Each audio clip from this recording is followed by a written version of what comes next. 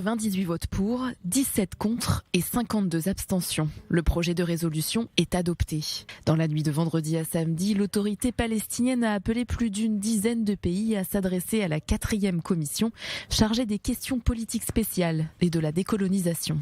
Objectif, demander à la Cour internationale de justice de donner d'urgence un avis consultatif sur l'annexion prolongée du territoire palestinien occupé depuis 1967. La résolution intitulée « Pratiques israéliennes affectant les droits humains du peuple palestinien dans le territoire palestinien occupé, y compris Jérusalem-Est » a provoqué l'indignation de Jérusalem. Samedi, le Premier ministre israélien a vigoureusement critiqué cette initiative sur Twitter.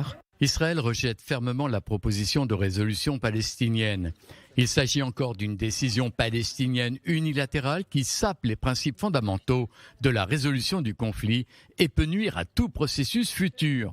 Les Palestiniens veulent remplacer les négociations par des mesures unilatérales et ils utilisent une fois de plus l'ONU pour attaquer Israël. Cette décision ne changera pas la réalité sur le terrain, n'apportera rien au peuple palestinien et pourrait provoquer une escalade. Le soutien au mouvement palestinien est une récompense pour les organisations terroristes et la campagne anti-israélienne.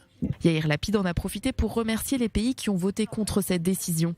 Il a également appelé ceux qui l'ont soutenu à reconsidérer leur position et à s'y opposer lors de la présentation à l'Assemblée générale. L'ambassadeur d'Israël à l'ONU, Gilad Erdan, a déclaré aux pays membres de l'ONU qu'ils avaient le choix entre soutenir les négociations ou se rendre complices de la destruction de tout espoir de réconciliation et de la perpétuation du conflit israélo-palestinien.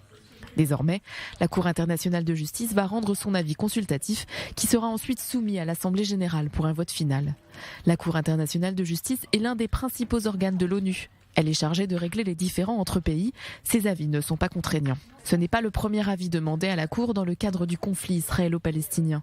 En 2004, elle avait déclaré qu'une barrière construite par Israël contre les terroristes était contraire au droit international.